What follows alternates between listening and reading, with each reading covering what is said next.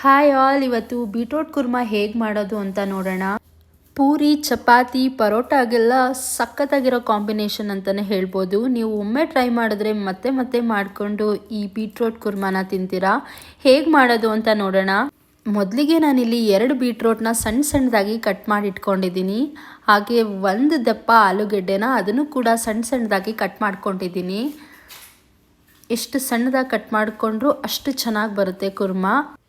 ಹಾಗೆ ಸ್ವಲ್ಪ ಹಸಿ ಬಟಾಣಿನೂ ಕೂಡ ಒಂದು 8 ಗಂಟೆಗಳ ಕಾಲ ನೆನೆಸಿ ಇಟ್ಕೊಂಡಿದ್ದೀನಿ. ಈಗ ಬೀಟ್ರೋಟ್ ಕುರ್ಮಾ ಹೇಗೆ ಮಾಡೋದು ಅಂತ ನೋಡ್ಕೊಳ್ಳೋಣ. ಮೊದಲಿಗೆ ಸ್ಟವ್ನ ಹಚ್ಕೊಂಡು ಕುಕ್ಕರ್ನ ಇಟ್ಕೋತಾ ಇದ್ದೀನಿ. ಈಗ ಕುಕ್ಕರ್ ಕಾದಿದೆ. 4 ರಿಂದ 5 ಟೇಬಲ್ ಸ್ಪೂನ್ ಆಗೋಷ್ಟು ಎಣ್ಣೆನ ಹಾಕೋತಾ ಇದ್ದೀನಿ. 1 ಈರುಳ್ಳಿನ ಸಣ್ಣದಾಗಿ ಕಟ್ ಮಾಡಿಕೊಂಡು ಅದನ್ನು ಕೂಡ ಸೇರಿಸ್ಕೋತಾ ಇದ್ದೀನಿ. ಈರುಳ್ಳಿ ಸಣ್ಣದಾಗಿ ಕಟ್ ಮಾಡ್ಕೋಬೇಕಾಗುತ್ತೆ.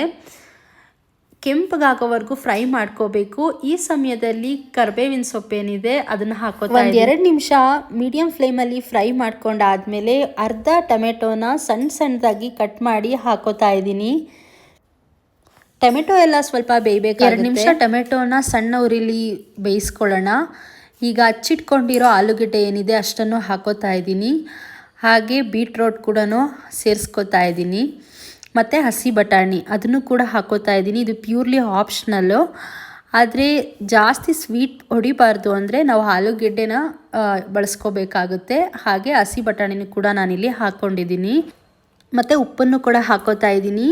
ಅದು ಬೇಯೋ ಅಷ್ಟರಲ್ಲಿ ರುಬ್ಬೋದಕ್ಕೆ ಏನೇನು ಬೇಕು ಅಂತ ನೋಡ್ಕೊಳ್ಳೋಣ. ಕಾಯಿನ ಹಾಕೋತಾ ಇದ್ದೀನಿ. ಸ್ವಲ್ಪ ಕಾಯಿನ ಸೇರಿಸ್ಕೋತಾ ಇದ್ದೀನಿ. 2 ರಿಂದ 3 ಟೇಬಲ್ ಸ್ಪೂನ್ ಆಗೋಷ್ಟು. 1 ಏಲಕ್ಕಿನ ಹಾಕೋತಾ ಇದ್ದೀನಿ. ಸ್ವಲ್ಪ ಗೋಡಂಬಿ, ಹಾಗೆ ಒಂದು 4 ರಿಂದ 5 ಬಾದಾಮಿ. ಈ ಬಾದಾಮಿನೂ ಕೂಡ ಪ್ಯೂರ್ಲಿ ಆಪ್ಷನಲ್, ಬಟ್ ನಿಮಗೆ ಕುರ್ಮಾ ಕ್ರೀಮಿ ಆಗಿರಬೇಕು ಅಂದರೆ ಬಾದಾಮಿ ಹಾಕೋಬೇಕಾಗುತ್ತೆ. 4 ರಿಂದ 5 ಹಸಿಮೆಣಸಿನ್ಕಾಯಿ ಖಾರಕ್ಕೆ ಅನುಗುಣವಾಗಿ ನಿಮಗೆ ಎಷ್ಟು ಖಾರ ಬೇಕೋ ಅಷ್ಟು ಹಸಿಮೆಣಸಿನ್ಕಾಯಿನ ಹಾಕ್ಕೊಳ್ಳಿ. ನಾನಿಲ್ಲಿ 5 ಹಸಿಮೆಣಸಿನ್ಕಾಯಿನ ಸೇರಿಸ್ಕೊಂಡಿದ್ದೀನಿ. ಹಾಗೆ ಸ್ವಲ್ಪ ಬೆಳ್ಳುಳ್ಳಿ ಮತ್ತು ಶುಂಠಿ ಇವೆರಡನ್ನು ಕೂಡ ಹಾಕ್ಕೊಂಡಿದ್ದೀನಿ. ಅರ್ಧ ಟೊಮೆಟೊನ ರುಬ್ಬೋದಕ್ಕೆ ಹಾಕ್ಕೊಳ್ತಾ ಇದ್ದೀನಿ.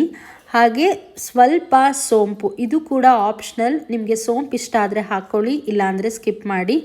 ಇಷ್ಟನ್ನು ನುಣ್ಣಗೆ ಪೇಸ್ಟ್ ಮಾಡ್ಕೊಳ್ಳೋಣ. ಅಷ್ಟರಲ್ಲಿ ತರಕಾರಿ ಎಲ್ಲ ಬೆಂದಿದೆ. ನೀವು ನೋಡ್ತಾ ಇರ್ಬೋದು ಎಷ್ಟು ನೀಟಾಗಿ ಬೆಂದಿದೆ ಅಂತ. ಈ ಸಮಯದಲ್ಲಿ ಮಾಡ್ಕೊಂಡಿರೋ ಪೇಸ್ಟು ಅಷ್ಟನ್ನು ಕೂಡ ಹಾಕೋತಾ ಇದ್ದೀನಿ. 1 ರೌಂಡ್ ಮಸಾಲೆನೆಲ್ಲ ನೀಟಾಗಿ ಮಿಕ್ಸ್ ಮಾಡ್ಕೊಳ್ಳೋಣ. 2 ರಿಂದ 3 ನಿಮಿಷ ಮೀಡಿಯಮ್ ಫ್ಲೇಮಲ್ಲಿ ಮಸಾಲೆಯಲ್ಲಿರೋ ಹಸಿ ವಾಸನೆ ಎಲ್ಲ ಹೋಗೋವರೆಗೂ ಫ್ರೈ ಮಾಡ್ಕೋಬೇಕು. ನೀವೀಗ ನೋಡ್ತಾ ಇರ್ಬೋದು ಮಸಾಲೆ ಕಲರೆಲ್ಲ ಚೇಂಜ್ ಆಗಿದೆ, ಮಸಾಲೆ ಎಲ್ಲ ಬೆಂದಿದೆ ಅಂತ ಅರ್ಥ. ಈಗ ನಿಮಗೆ ಕುರ್ಮಾಗೆ ಎಷ್ಟು ಕನ್ಸಿಸ್ಟೆನ್ಸಿ ಬೇಕೋ ಅಷ್ಟು ನೀರನ್ನು ಹಾಕ್ಕೊಳ್ಳಿ. ನೀರೆಲ್ಲ ಹಾಕ್ಕೊಂಡಾದ್ಮೇಲೆ 2 ರಿಂದ 3 ನಿಮಿಷ ಮೀಡಿಯಮ್ ಫ್ಲೇಮಲ್ಲಿ ನಾವು ಫ್ರೈ ಮಾಡ್ಕೋಬೇಕಾಗುತ್ತೆ. ಈಗ ಕುಕ್ಕರ್ ಲಿಡ್ನ ಕ್ಲೋಸ್ ಮಾಡಿಕೊಂಡು 2 ವಿಜಿಲ್ ಕೂಗಿಸ್ಕೊತಾ ಇದ್ದೀನಿ. ಈಗ 2 ವಿಜಿಲ್ ಕೂಗಿದೆ. ಕುಕ್ಕರ್ ಲಿಡ್ನ ಓಪನ್ ಮಾಡ್ಕೊಳ್ಳೋಣ. ಎಷ್ಟು ನೀಟಾಗಿ ಬೆಂದಿದೆ ಅಂತ ನೀವು ನೋಡ್ತಾ ಇರ್ಬೋದು. ಎಲ್ಲವೂ ಕೂಡ 1 ರೌಂಡ್ ನೀಟಾಗಿ ಎಲ್ಲನೂ ಮಿಕ್ಸ್ ಮಾಡ್ಕೊಳ್ಳೋಣ. ಎಷ್ಟು ಚೆನ್ನಾಗಿ ಕಾಣ್ತಾ ಇದೆಯೋ, ಟೇಸ್ಟ್ ಕೂಡ ಅಷ್ಟೇ ಸೂಪರ್ ಟೇಸ್ಟಿಯಾಗಿರುತ್ತೆ. ನೀವು ಕೂಡ ಒಮ್ಮೆ ಮನೇಲಿ ಟ್ರೈ ಮಾಡಿ ಹೇಗೆ ಬಂತು ಅಂತ ನನಗೆ ಕಮೆಂಟ್ ಮೂಲಕ ತಿಳಿಸಿ. ಮತ್ತೆ ಮತ್ತೊಂದು ಹೊಸ ರೆಸಿಪಿಯೊಂದಿಗೆ ಸಿಗ್ತೀನಿ. ನಮಸ್ಕಾರ.